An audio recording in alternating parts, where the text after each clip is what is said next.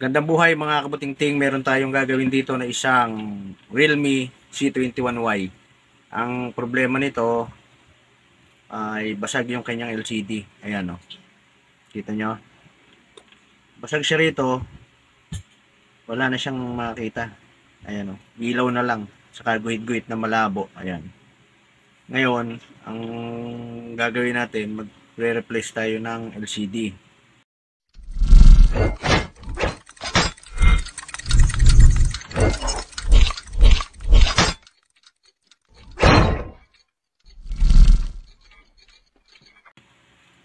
Kaya simulan natin mga kabutingting. Unang-unang gagawin natin, tanggalin natin yung kanyang SIM tray para magbubukas tayo ng back cover. Yan. Ngayon, ang gagawin natin, tutulak natin dito para mabuksan natin yung yan. Ayan. Kapag ka tumunog na yan, matik na yan. Yun. Yan.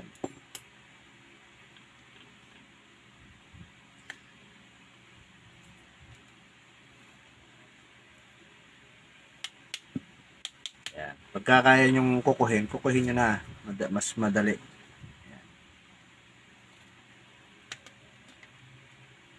Ingat lang kayo dito sa dito. Ayan. Itulak nyo lang yan para makuha nyo yung fingerprint. Ayan o, naiwan siya, di ba? Yan, shout out kay Ronald Ramos. Yan, sa kanya po ito, saka sa kanyang asawa, saka sa mga anak. Cellphone po nung kanilang anak ito. Dalawa yung pinagawa sa atin. Brad, ito na yung cellphone ng anak mo. Pangalawang gagawin natin, a few moments later, bubuksan natin tong cover ng board sapagkat magtatanggal tayo ng battery at flex ng LCD. Yan. Subaybayan nyo mga kabutingting yung aking mga ginagawa para konting kaalaman. Kung ikaw ay napadaan sa aking channel, huwag mong kalimutang mag-like, napanood mo ang aking video, pwede kang mag-comment, pwede kang magtanong, at sisikapin nating masagot ang inyong mga katanungan ng tama. At paki-share mo na rin yung aking video para maraming mga tao ang makaalam. Subscribe na rin sa aking YouTube channel at Facebook page. Yan. Para sa dagdag kaalaman ng may mga gadget kung ano ang kanilang gagawin. I-contact nyo lang ako sa YouTube channel ko, Bong Butingting TV. Kung kayo may mga katanungan at sasagutin natin. Ngayon, tanggalan natin lahat ng tornilyo, iangat natin yan. Yan. Sabilang natin. Ito yung sa battery. Ito yung sa fingerprint. Yan, tanggalin muna natin. Para hindi maging istorbo. Yan. Yan, iangat natin. Ito yung sa battery. Sa LCD, yan, angat natin yan. Ngayon, ang gagawin nyo, para matanggal yung battery, ganito yan. So, kita nyo yung kulay green na to, saka itong puti. Ipitin nyo yung puti na to, hilahin nyo to. Ayun, o. Diba? Easy. Tapos nyo ibalik para pantay. Yan. Sabi natin yan. Ngayon, ito yung sa LCD natin. Ang gagawin nyo, iangat nyo lang yan para makuha nyo yung flex nung LCD. Yan. Ngayon ito, iinitan natin yan para matanggal natin ng, kasi may basag siya, may bubog eh. Iinitan natin yan. Kung wala kayong hot air, itong gamit ko hot air, blower sa buhok, pwede yun. Initan nyo lang yung gilid sapagkat meron siyang adhesive eh. Iwasan nyo lang yung gitna dahil may camera yan. Tsaka ito, speaker yan eh, yung sa speaker natin. Screen. Yan. 12 seconds later. Ngayon, ang gagawin nyo mga kabuting-ting, sikutin nyo yan, ganyan. Paikot. Para makuha nyo ng buo yung kanyang LCD. Yan. Merong dikit yan eh. Ngayon, pagdating dito sa pakikita ko sa inyo, ito, hanggang dito lang, kailangan maiwan yung screen ng speaker, ayan para hindi siya sumama doon sa ating LCD. Ayan. Yun Ayan, pwede nyo na iangat. Diba, okay lang namang masira na yung LCD sapagkat papalitan naman natin eh. Sira na rin naman na siya. Ayan.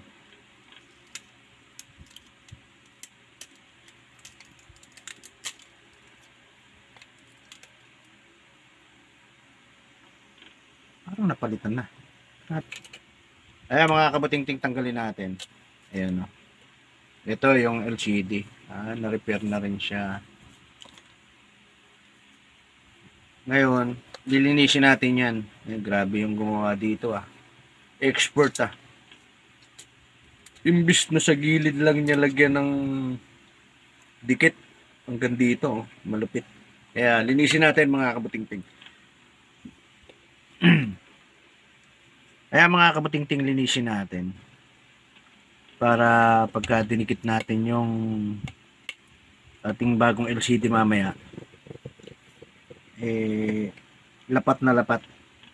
Paikot yan. Ayan nakikita nyo.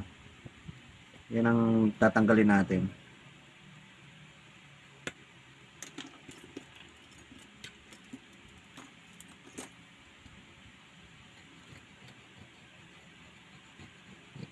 Yan.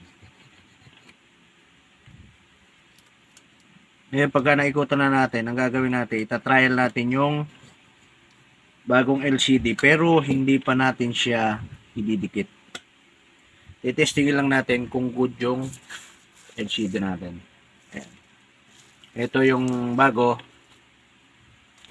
Ito yung luma. Ayan. Parehas sila dapat. Diba? Ayan. Ngayon itatry natin siya. Para malaman natin kung good yung ating LCD. Ikabit natin mga kabuting-ting. Hindi pa ito nakapix para lang ma-check natin yung ating LCD kung walang damage. Yan. Kabit natin yung battery. Tapos i-on natin.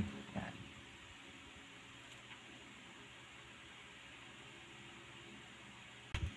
Ayan. Ayan na mga kabuting-ting. Tayo lang natin ng konti, naglo-loading yan para makita natin.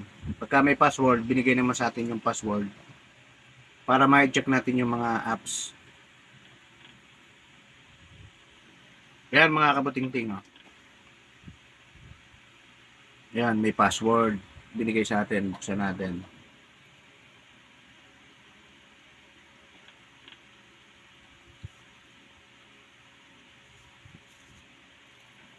Yun. Bumukas na siya. Bali, ang gagawin natin, ayun yung mga application niya. Yan. Kumuha kayo ng isa. Halimbawa ito. Igalaw nyo siya ng yan. Kapag kaganyang lumilisli siya, lumilipat-lipat, ibig sabihin okay yung ating LCD. Pataas. Yan o. Yan. Ibig sabihin, good yung ating LCD. Kaya ang gagawin natin, ipipix na natin siya mga kabutingting. Kaya mga kabutingting, i-off natin at pipix na natin.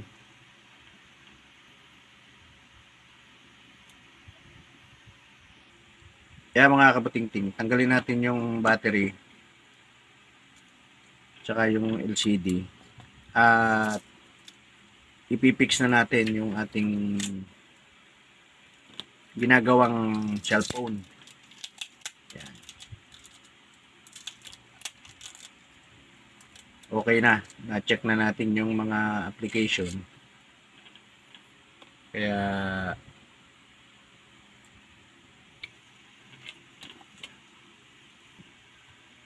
A few moments later. mga kabutingting, dikitan natin para mai-fix na natin yung ating LCD. Yung gilid na yan mga kabutingting, napakadali niyang lagyan ng adhesive sapagkat meron siyang guide. Ewan ko rin sa nagkabit ng LCD rito, bakit nagpa-esi-esi yung daig palasing yung kinabit na dikit. Ayan o. Basic na basic eh. Kaya mga kabutingting, i-fix na natin para maayos na yung ating LCD. Ngayon, ang gagawin nyo, pagka ganyan, magpipix kayo, una, paangat. Patulak kayong ganun. Pangalawa, aside. Yan. Tapos pangatlo, aside ulit. Para lumapat siya ron sa mismong kanal. Mismong guide niya. Yan. Ngayon, ipipix na natin siya mga kabutingting. Ang gagawin natin, babalik na natin lahat ng mga tinanggal natin. Kaya mga kabutingting, i-fix natin yung battery. Babalik lang natin. At ibabalik na natin yung cover. Para sapagkat lalagyan natin siya ng clamp. Ayan.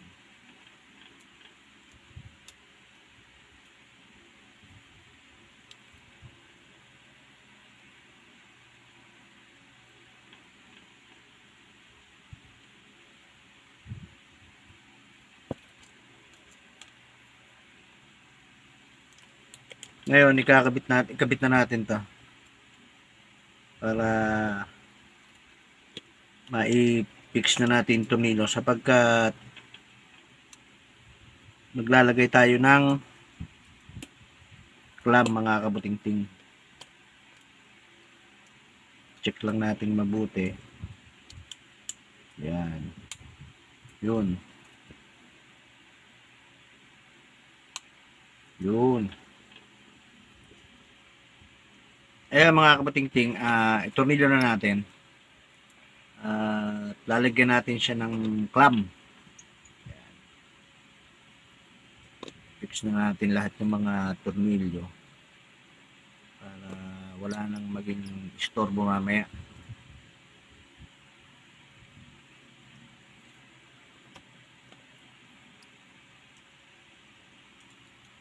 "12 seconds later." Mga kabutingting, ngayong nailagay na natin yung cover ng board natin, lagyan natin siya ng clamp at patuyuin natin siya ng kalahating oras. Ayan. Ang higpit niyan mga kabutingting ay kasarapan lang.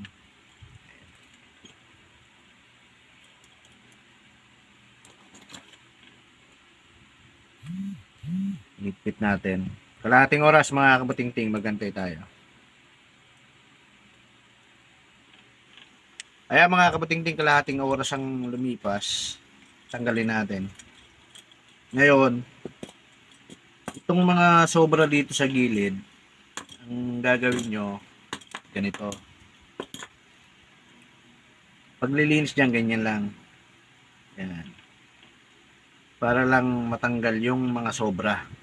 Di baling sobra, wag lang kulang. Kasi pagka kulang, makikita yung backlight natin. Yan. Yan ang gagawin nyo. Ngayon, pagka nalinis nyo na yan,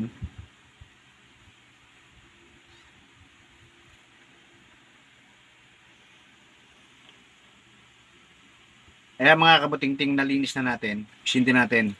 Yan. Hintay lang natin ng saglit.